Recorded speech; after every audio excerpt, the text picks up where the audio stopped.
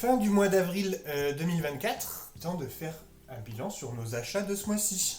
Un mois plutôt bon, assez léger, hein, je trouve, on a fait pire. Ouais, On a moins fait rempli que les derniers mois, mais assez pas... conséquent quand même. Ouais. Donc on va présenter les suites de séries en cours, l'occasion et le neuf.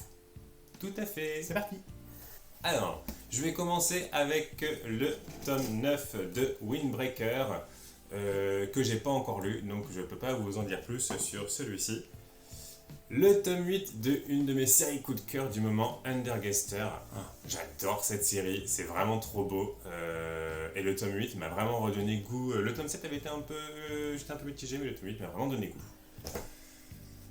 Bon, bah, le classique, le tome 11 de Dan Dadan, que j'aime toujours autant. Pas encore lu non plus pour l'instant le tome 2 de Médaliste, qui va bientôt être lu là dans les jours qui arrivent. Mon Terraform Mars, alors le numéro 15. Alors Terraform Mars, comme je vous l'avais expliqué précédemment, j'avais arrêté parce que la série s'était arrêtée, donc j'avais lu les scans à l'époque. Mais du coup, comme elle reprend, je me dis allez, je reprends, puis bon, de toute façon il y aura du Kazé, Crunchyroll, ça change rien, ce sera moche quoi qu'il arrive. Le tome 2 de Skeleton Devil, que j'ai autant apprécié que le tome 1. Donc on poursuit les aventures de Yodomi. Donc franchement c'est un tome assez sympathique. Ma deuxième série coup de cœur en ce moment c'est Tengu Hunter Brother, le tome 5. C'est ta série coup de cœur depuis au moins 6 mois maintenant. Non, ouais, mais c'est vrai. non mais j'adore cette série et ce tome ne m'a pas déçu, j'ai tellement hâte d'avoir la fin et je pense qu'on va avoir une bonne fin. Je croise les doigts mais j'espère qu'on va avoir une bonne fin. Et bah, un autre coup de cœur aussi, décidément, en ce moment, c'est The Legendary Spearman, Returns, le tome 2. J'adore ce webtoon, franchement, c'est une histoire de vengeance où le personnage a l'occasion de retourner dans le passé et de se venger. Franchement, c'est vraiment top et c'est vraiment très beau. Donc, The Legendary Spearman, le tome 2. À toi. Ok, alors moi pour ma part, au niveau des suites, j'ai pris Jujutsu Kaisen, le tome 23 de Gege Akutami. Voilà, la suite de Jujutsu Kaisen, même si je suis de moins en moins hypé par la série. Voilà, trop compliqué, trop tiré par les cheveux, trop fouillis, les dessins, je trouve pas ça très beau. Attention, c'est mon avis. Donc je continue à poursuivre parce que voilà, ça reste un gros hit et j'ai vraiment aimé les premiers tomes. Mais plus on avance, plus je décroche. Donc voilà, j'ai le tome 23, je pense pas le lire tout de suite, mais il sera lu bien évidemment, mais voilà. Jujutsu Kaisen. Ensuite, j'ai pris le tome 28, la suite de Eden Zero de Hiro Mashima. Lui sera lu assez rapidement, je pense, parce que Eden Zero, j'aime bien. Encore une fois, c'est pas la série de fou, mais j'aime bien, j'aime le dynamisme, j'aime l'univers, donc... C'est rare que t'aies pas lu les tomes directement.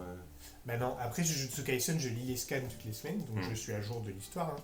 Mais franchement, voilà. Ok. Non mais c'est rapide, t'as pas.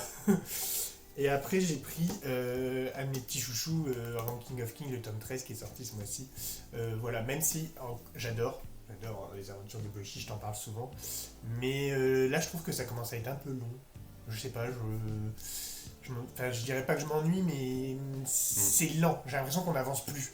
Donc j'ai hâte de lire ce tome 13 pour voir si ça remet un petit coup de pied à l'histoire, quoi.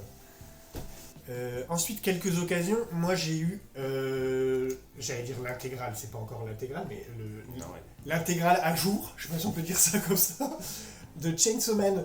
J'en avais parlé dans la vidéo Wishlist, je crois. Ouais. C'était un de mes objectifs de les lire sur cette année, donc je suis content. Je les ai trouvés d'occasion, les 15 en plus, dans un super état. Ils sont quasi neufs, c'est parfait. Là où je suis moins content, c'est de l'histoire. Voilà, j'en parlerai plus tard, donc je vais pas trop m'étaler dessus, mais comme vous pouvez le lire, j'ai lu une petite partie, je suis à la fin du premier arc, et en fait, j'accroche pas, quoi.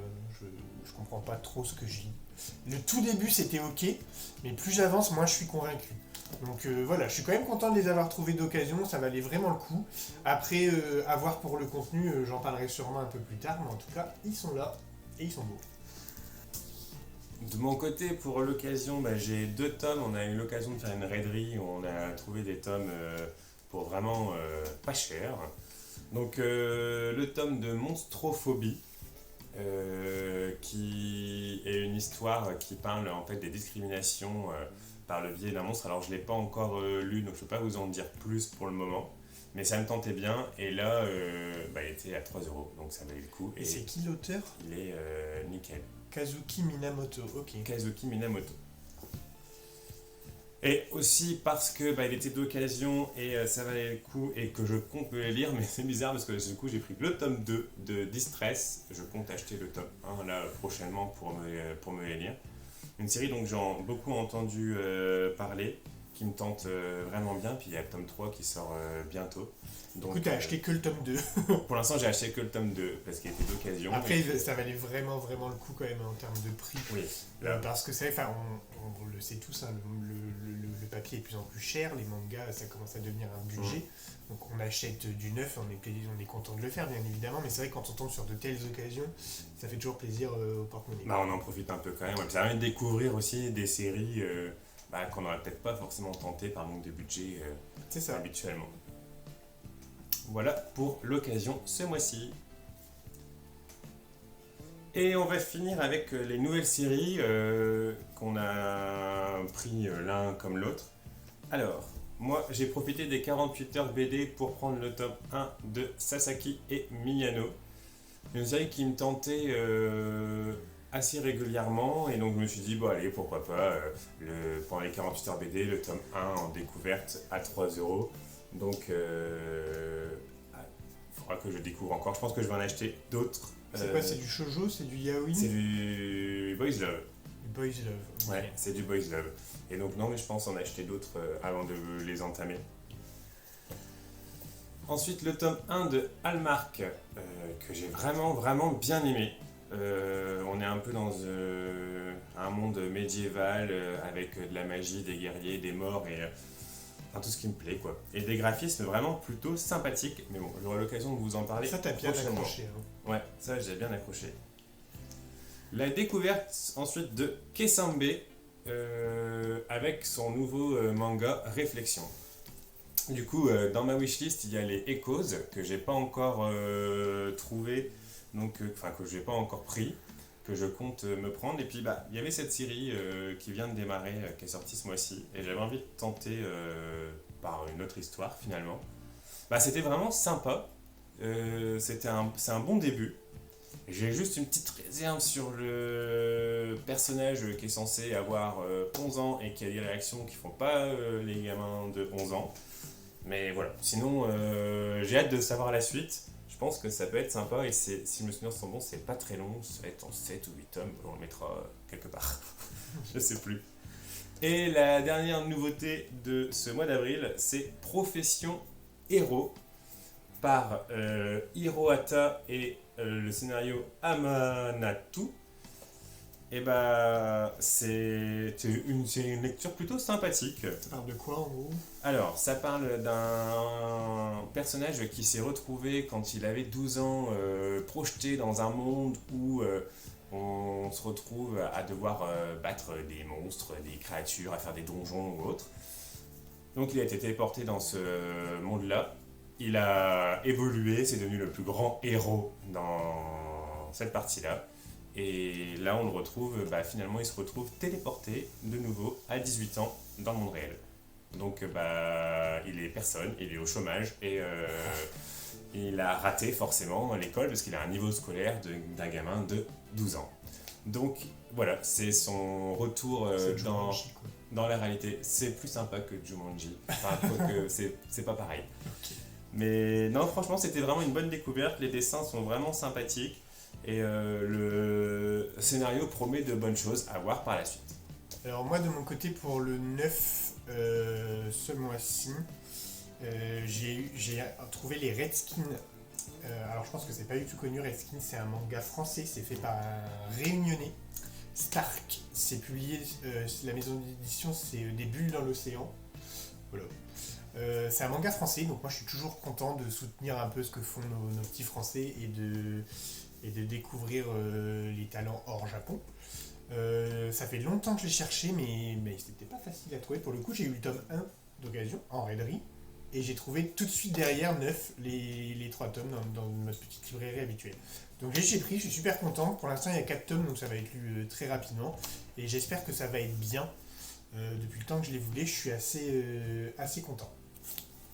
Ensuite, j'ai acheté, je vais montrer les deux en même temps, deux gros pavés. Ouais. On en entend beaucoup parler en ce moment, hein, chez Pika, si je dis pas de bêtises, hein, oui c'est ça, Pika Graphique, un peu les rééditions de Murakami. Donc moi j'ai pris le chien gardien d'étoiles et Pinot, l'intelligence artificielle émotionnelle. Alors c'est pas forcément donné puisqu'on est sur 20 € par bouquin, mais bon c'est des gros pavés. Ouais, c'est des gros pavés. Et franchement c'est une belle édition. Ouais, l'édition est belle. C'est vraiment des beaux objets dans la Mangatech, ça a de la gueule quoi. Donc je suis pas donné, mais je suis vraiment content de les avoir pris. Le gardien d'étoiles, moi je l'ai entamé direct et j'ai trouvé ça hyper touchant. Voilà. Moi qui suis pas forcément un grand sensible, pour le coup ça m'a touché, Non mais c'est vrai, la première histoire m'a fait quelque chose, donc j'étais content de l'avoir acheté. Et du coup j'ai continué avec Pinot. Et lui je l'ai lu direct en entier. Moi j'ai trouvé ça vachement bien. Alors je sais, j'ai lu, plusieurs personnes sont d'accord pour dire que c'est Murakami, mais que c'est un cran en dessous de tout ce qu'il a fait, le chien gardien d'étoiles, le chien qui voulait voir le sud, tout ça. Apparemment ça serait un petit cran en dessous, mais du coup ça me donne encore plus envie de découvrir son univers parce que j'ai vachement aimé Pinot, donc je me dis que les autres je vais forcément adorer. Pinot, pour faire très très simple, c'est l'histoire d'une intelligence artificielle, c'est des petits robots qui travaillent dans les usines, dans la vie quotidienne, enfin qui assistent les humains, et en fait se pose la question de, comme ils sont vraiment très très intelligents et très avancés, se pose la question de leurs sentiments et de leurs droits, et de... surtout de leurs sentiments, comme le nom l'intelligence artificielle. La fin, j'ai été un tout petit peu dérouté, j'ai pas forcément compris les deux dernières pages qui donnent une interrogation, mais dans l'ensemble j'ai trouvé ça vraiment sympa, ça amène à se poser des questions sur le ressenti des autres et ce qu'on peut faire nous en tant qu'être humain. Donc j'ai trouvé ça très chouette, ça m'a donné envie de découvrir un peu plus approfondément l'univers de Murakami. L'univers de Murakami, exactement, donc je suis content de les avoir. Et ben voilà pour nos achats du mois d'avril. Franchement, les mois précédents, par rapport au mois précédent, c'était un mois assez calme finalement. Bah ouais, mais tant mieux j'ai envie de dire, hein, parce que sinon ça va finir par faire très très mal si on achète 150 tonnes tous les mois. Ouais, et puis il y a pas mal de lectures en cours. Enfin, moi je sais que ma palle elle est pas forcément très petite. Ouais, les pales sont assez costauds. Voilà, n'hésitez pas à me donner vos avis sur les séries qu'on a présentées, si vous les avez lues. Qu'est-ce que vous en avez pensé? Et si jamais vous avez des recommandations sur le même auteur ou sur le même thème de ce qu'on vous a présenté. N'hésitez pas à lire Tango and Brother et Undergaster. Moi je vous le dis, c'est vachement bien. Voilà, Jason entre dans une campagne, oui c'est ça, une campagne de promotion. Ouais, parce que je comprends pas pourquoi on n'en parle pas plus. Voilà, donc Undergaster, vous allez en manger clairement dans les prochaines vidéos, je crois. Hein. Ouais, c'est très Donc voilà, n'hésitez pas à nous laisser un petit commentaire, on adore vous lire, c'est super d'échanger avec les gens. Vous pouvez passer sur Instagram Mordu de Manga et puis on se voit bientôt pour d'autres vidéos.